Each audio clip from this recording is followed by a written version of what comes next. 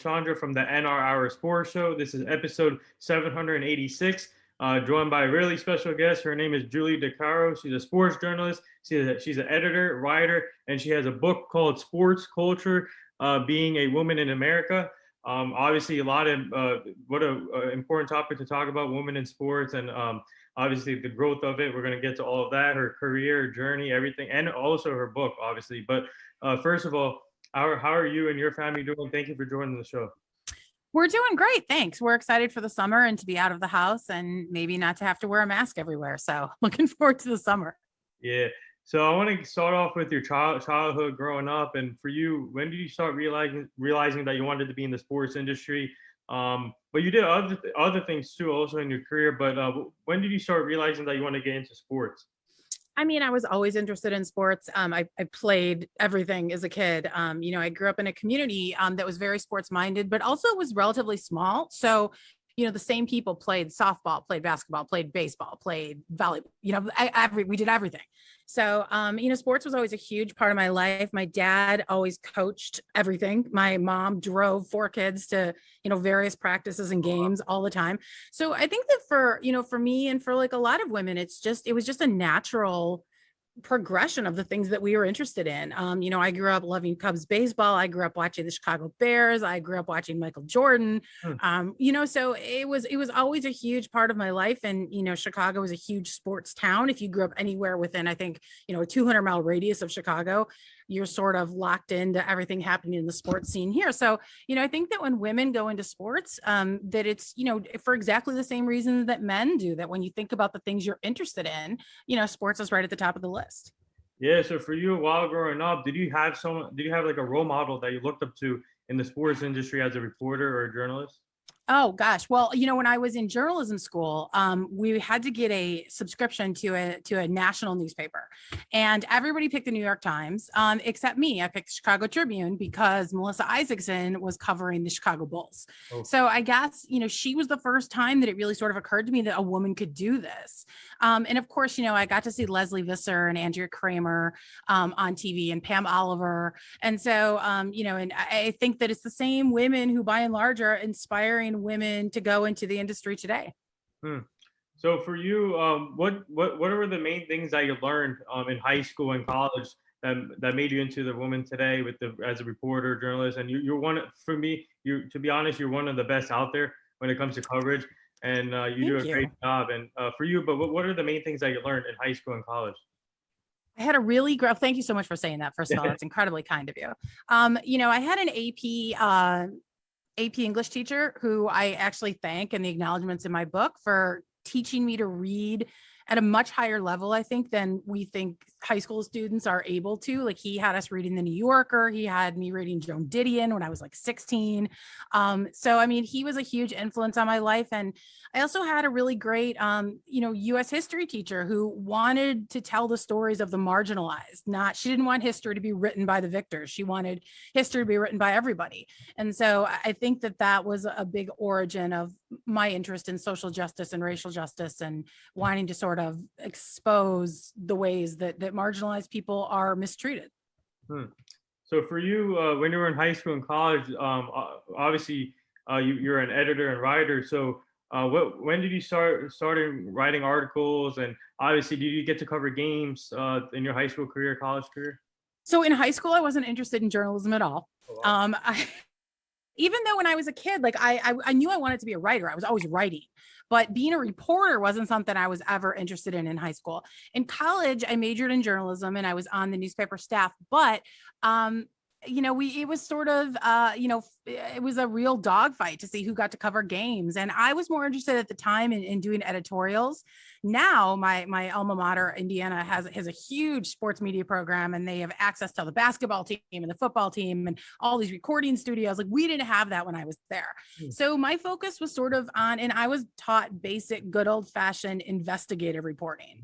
And that was sort of where my interests lie. But when I graduated, it was tough to see how you could turn that into a career, because the internet wasn't really a thing yet. At least blogs hadn't been invented yet.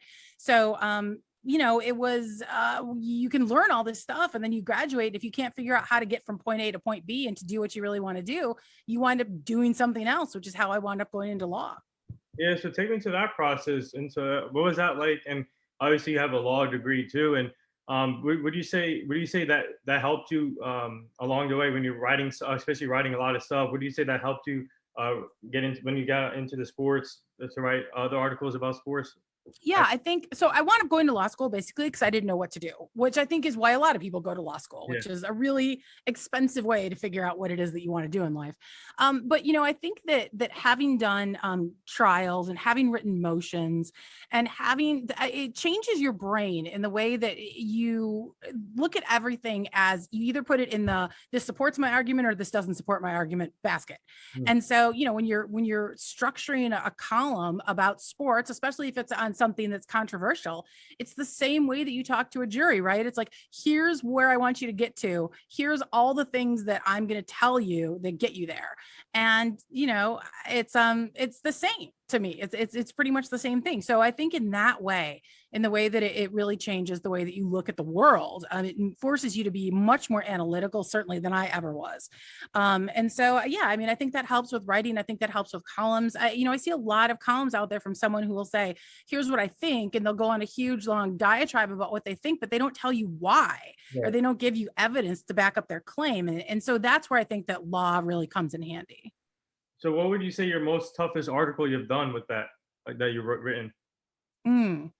Um, anytime that I have to write about harassment, and I've written about online harassment, and I've put a lot of my personal experience into it, Right. and I have to go back and read through like all these screenshots I have of people just saying horrific things to me, like that always sucks, and I've had to do that a couple times.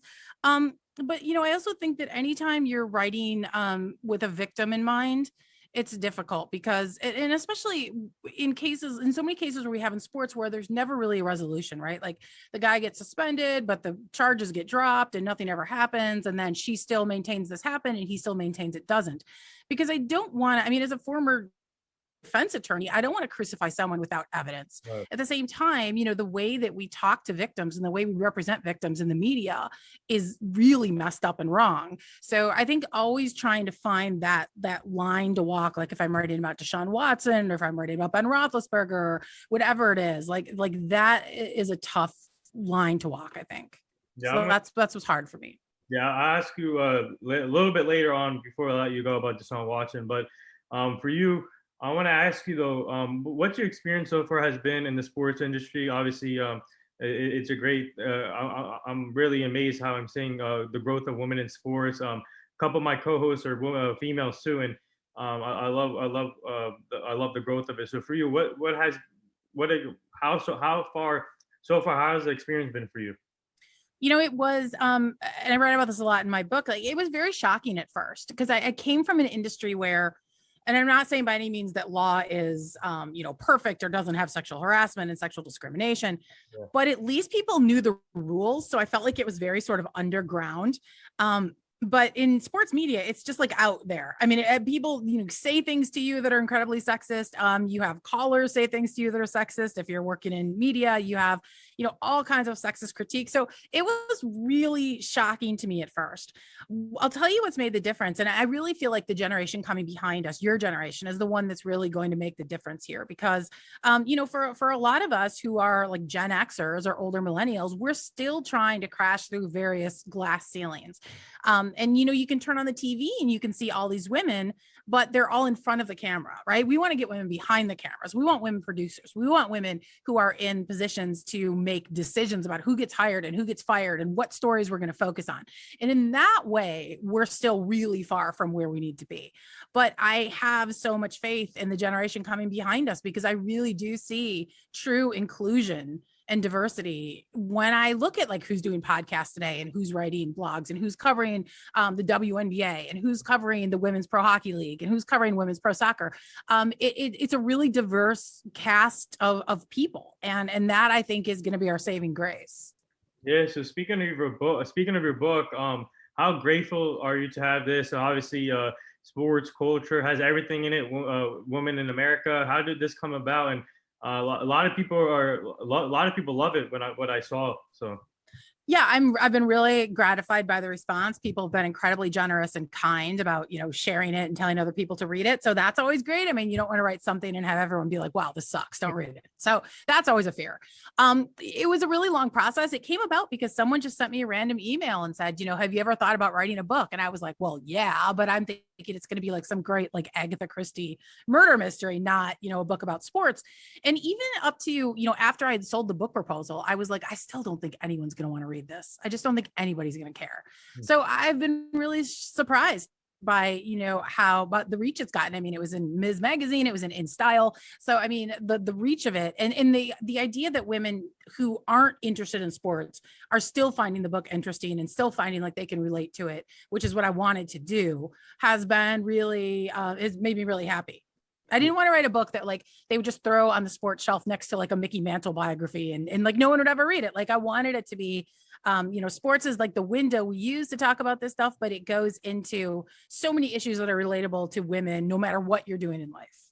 yeah. So before we get into some of those topics real quick, I want to ask you, what have you learned as a reporter, journalist, and a writer? Because last year, obviously, all of us went through a tough time with the pandemic, and we're still going through it. But hopefully, with this news, with no mask, if someone's vaccinated, and hopefully it's a light to the tunnel. But Yeah. what have you learned yourself from the past year till now, and obviously adjusting to a different environment? Yeah, I think that, well, first of all, I mean, I think I've learned that an incredible, portion of the population is incredibly selfish and doesn't want to experience discomfort in the slightest way, which was kind of shocking. But as a journalist, I think that a lot of us had to learn, normally you could just walk up to someone with your phone and ask them a question and record it, and then you've got it. But we had to figure, because everything's more at arm's length now, everything's being done over Zoom. So you can't just walk up to a guy in the clubhouse and ask him a question. You can now, but we couldn't in the last year. And so, I think we had to learn sort of ways to get information. We had to be a little bit more creative when it comes to how you reach out to someone. How do you get a player without going through PR? If PR is going to say, no, you can't talk about this, I mean, those kinds of things, we all had to be a little bit more resourceful. And I think we're going to come out as better journalists because of it. I think the big concern is that because the powers that be in sports have now realized they can keep the media out of the locker room, they can keep the media out of the clubhouse. Do we ever get to go back in? And I think that's a concern for the industry at large. Like, why would you give us all this access when you've just realized that people will accept the level of access we've had for the past year? Yeah. So I think that's going to be really interesting. Yeah. So for you, what do you like about the women in sports, the growth of it, especially seeing yourself and Amy Trask and all the other women reporters, not only reporters, but Becky Hammond coaching in the NBA as assistant coach, and you see Kim Nang, the first female GM, Sarah Fuller, and Sarah Thomas, obviously the first female ref in the Super Bowl. What do you like about the growth? Well, I think that as women, especially if you were a girl who was, I hate the word tomboy, but if you were a girl who was really into sports, it's not surprising, I don't think, to any of us that women can hang with men in so many different ways. Like, we've always known that. I mean, a lot of us grew up playing with boys. So the idea that, and we were better than some of the boys.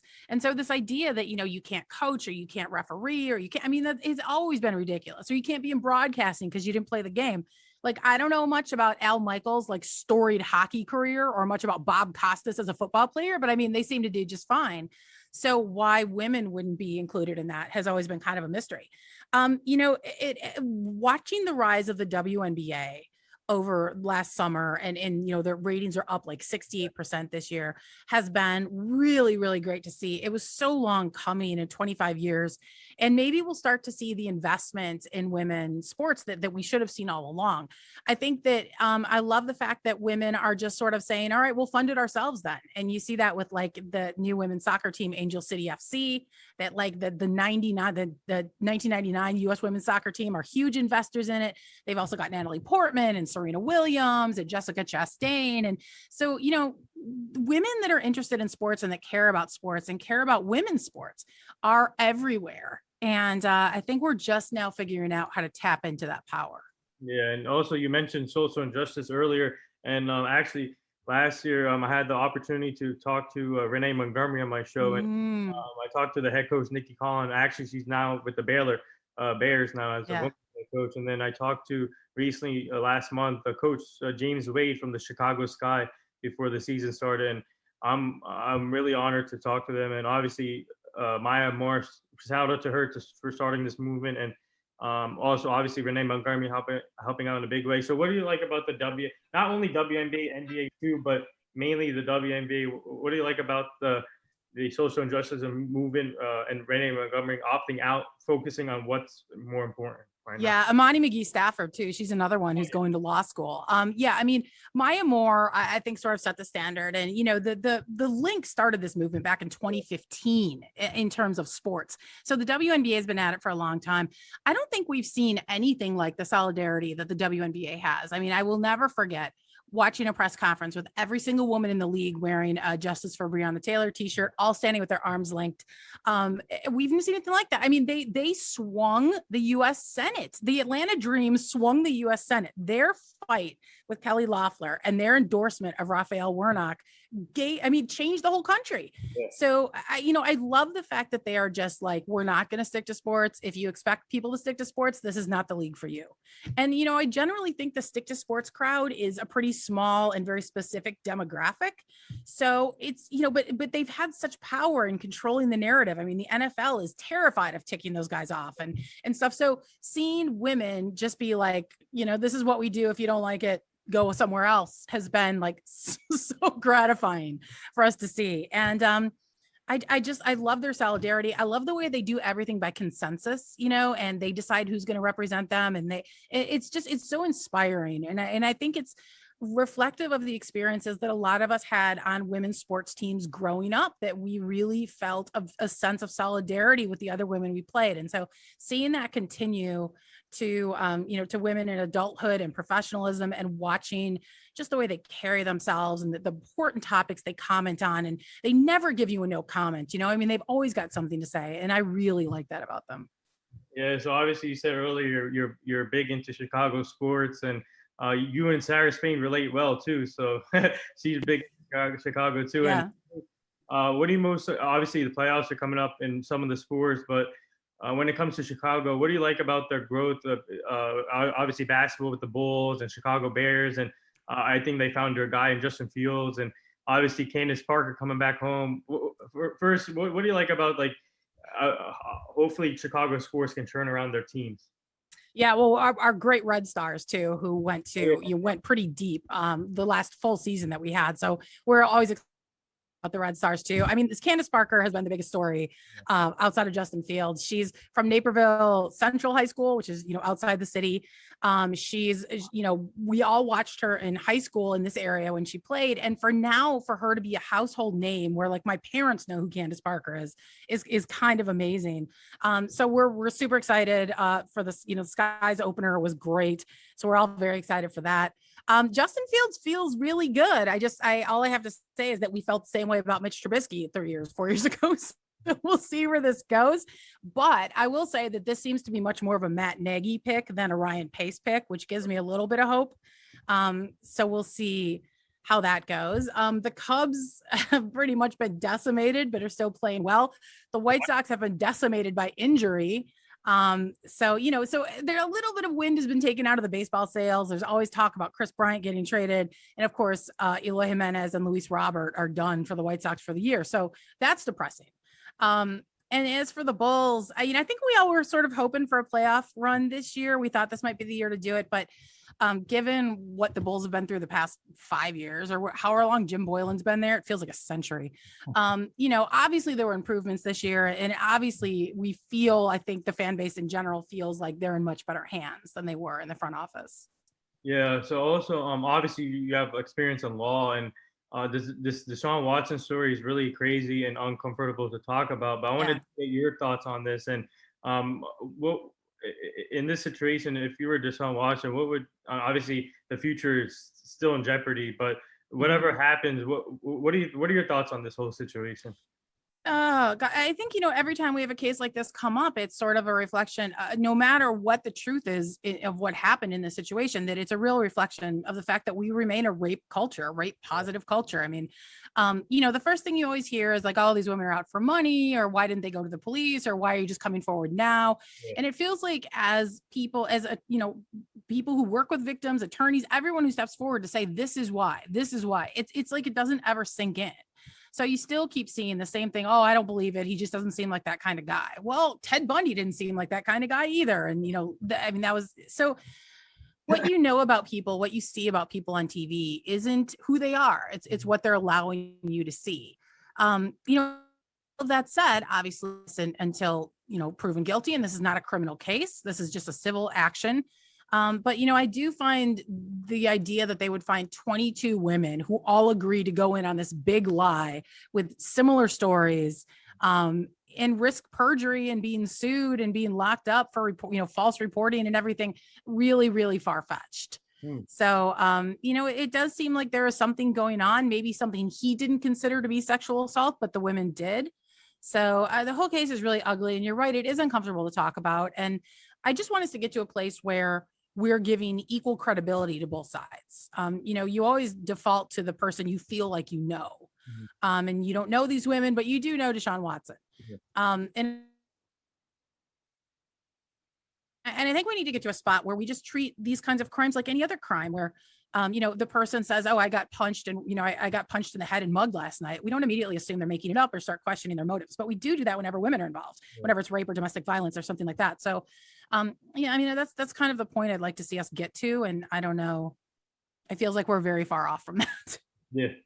So a couple more things before I let you go here. Obviously, the playoffs is starting in the NBA tonight, and also baseball in full swing, and hockey playoffs are here. So what's it like being a sports reporter and a journalist now with three of the sports already mid through season, and two of them in the playoffs starting?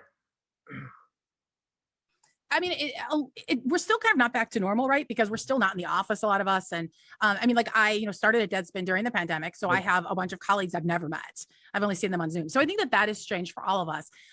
What's it like? I mean, it's definitely much different now that I'm sort of can pick and choose my stories. When I was when I was like an update anchor in radio, and I had to be on top of the news. I mean, times of the year like this were really difficult, and especially when trade deadlines came around, and you've got to be on top of all the news at once. So it's much more relaxing this year. We've got other guys focusing on the NHL, and I can sort of sink into baseball and just sort of watch that and watch the NBA playoffs for fun, which is a thing. You always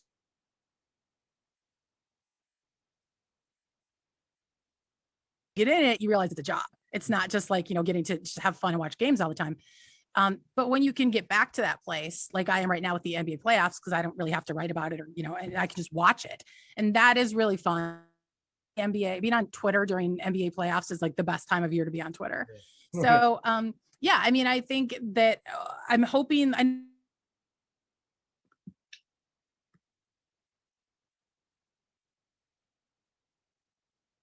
lot of sports again, without having to write about it, without having to take notes, and just sort of remember what it's like to enjoy this stuff again.